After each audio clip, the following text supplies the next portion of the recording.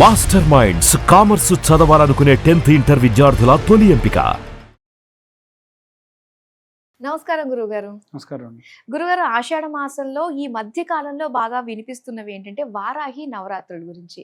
ఒకప్పుడు వారాహి మాత గురించన్నా నవరాత్రుల గురించన్నా పెద్దగా ఎవరికి తెలిసేది కాదు. ఈ మధ్య బాగా ప్రాచుర్యం పొందింది.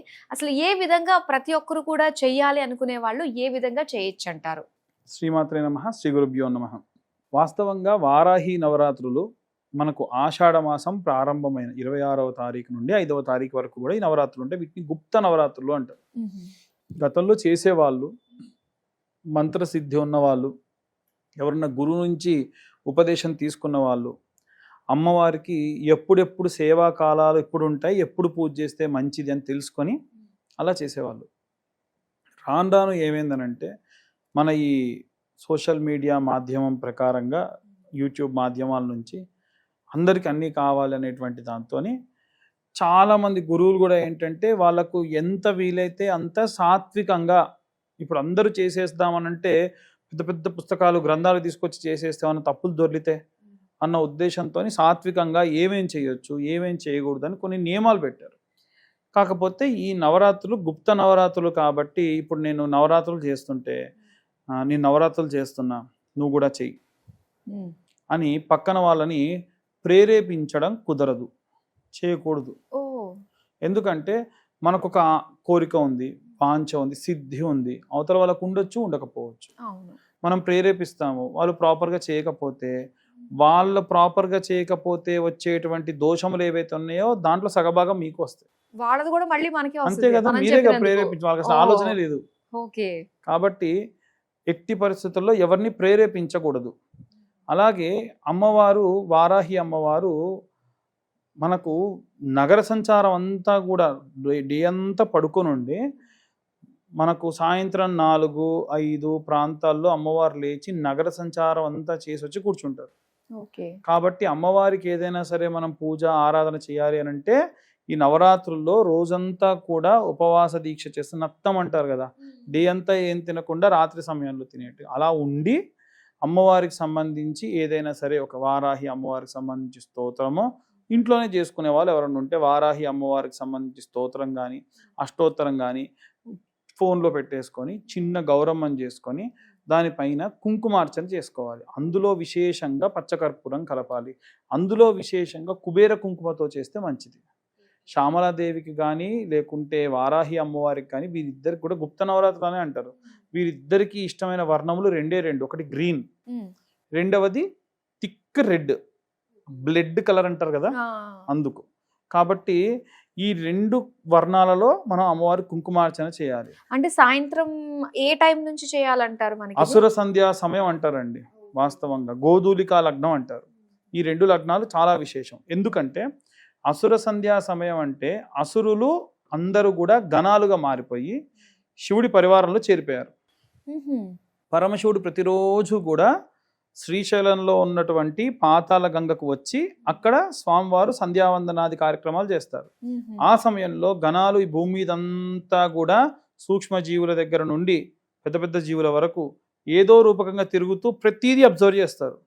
ఆ టైంలో రాక్షస క్రీడలు చేసిన, భోగం అనుభవించిన, ఏదైనా భోజనం చేసినా, మాంసాహారం తిన్నా, ఎటువంటి చేయకూడనివి చేసినా సరే వారి ఆయు ప్రమాణం తగ్గుతూ వస్తుంది. నిర్దాక్షిణ్యంగా వాళ్ళు ఏం చేయాలో చేసేస్తారు. ఆ సమయం అంత విశేషం. ఆ టైంలో కనుక పూజలు చేసిన, ఇలాంటి అమ్మవారికి సంబంధించినటువంటి గుప్త నవరాత్రుల్లో భాగంగా కుంకుమార్చలు చేసిన, అమ్మవారికి సంబంధించిన దండకములు చదువుకున్న, అమ్మవారి దేవాలయం దగ్గరలో ఉంటే వెళ్ళి సందర్శించిన, అమ్మవారికి ఏమైనా అభిషేకాలు జరుగుతుంటే మీ వంతు సహాయం మీరేమైనా చేసిన, దేవాలయం అన్న తర్వాతకి చాలా పనులు ఉంటాయండి. కేవలం అర్చకులు కానీ దేవాలయం వారు కానీ చేయలేరు. లైన్ పెద్ద లైన్ ఉంటుంది, ఆ లైన్లో నిలబడలేరు. ఎప్పుడు వస్తారా అంటే ఈ జనాలు ఎప్పుడు రారు, వీరి కోసం బ్యారిగేట్లు కట్టలేరు.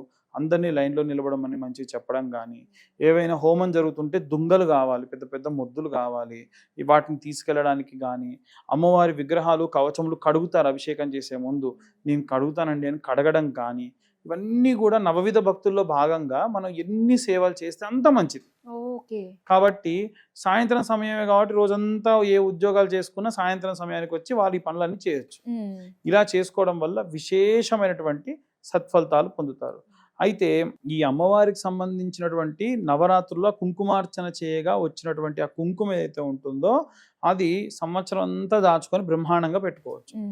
ఈ సాయంత్ర సమయానికి ఇంకో విశిష్టత ఉంటుందండి. గోధూలిక లగ్నం అంటారు.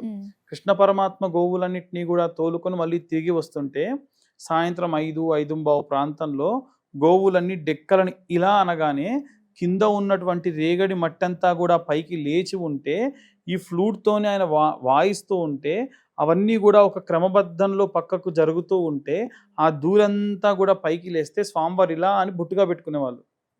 స్వామివారే వాటి డెక్కల నుంచి వచ్చినటువంటి ఆ దుమ్మును తీసి పెట్టుకునే వాళ్ళట.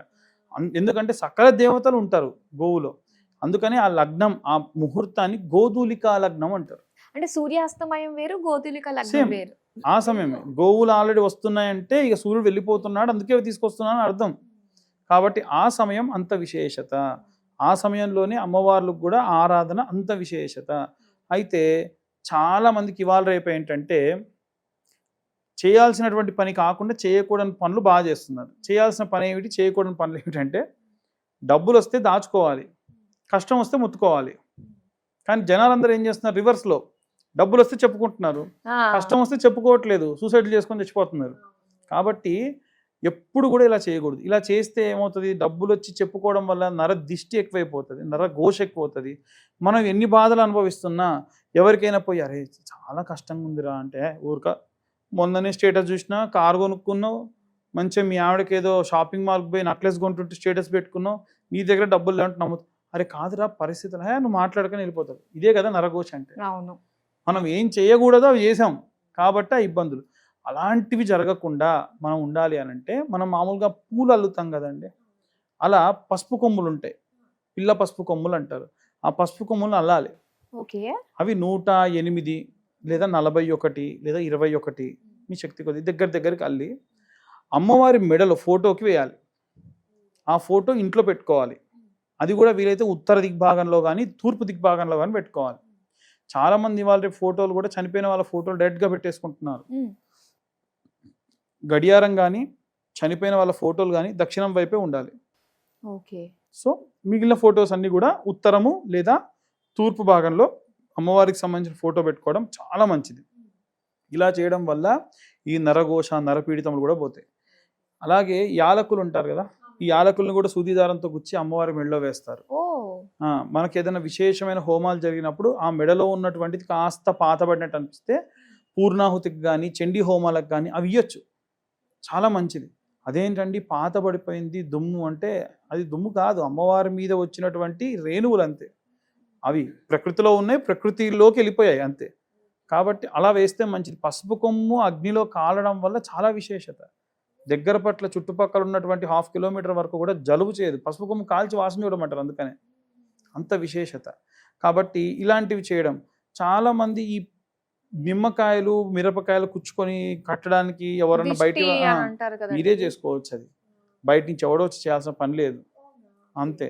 సింపుల్గా శుక్రవారం నాడు మనమే కట్టుకోవచ్చు. దీని వలన కూడా దిష్టి అనేటువంటిది రాకుండా ఉంటుంది. ఈ అమ్మవారి నవరాత్రుల్లో ప్రత్యేకంగా ఆ యొక్క దండ ఈ పసుపు కొమ్ములతో వేస్తే చాలా మంచిది. ఓకేనండి. ముఖ్యంగా నవరాత్రులకి ప్రతి ఒక్కళ్ళు ఎవరిని ప్రేరేపించకుండా మన కోసం మనం చేసుకోవచ్చు, ఎవరిని కూడా మన దాంట్లోకి ఇన్వాల్వ్ చేయకుండా మీరు అన్నట్టుగానే గుళ్ళోకి వెళ్ళి చక్కగా పాటిస్తూ చేసుకున్నట్లయితే మనకు అంతా మంచి జరుగుతుంది. చాలా చక్కగా మాకు వివరించినందుకు ధన్యవాదాలు.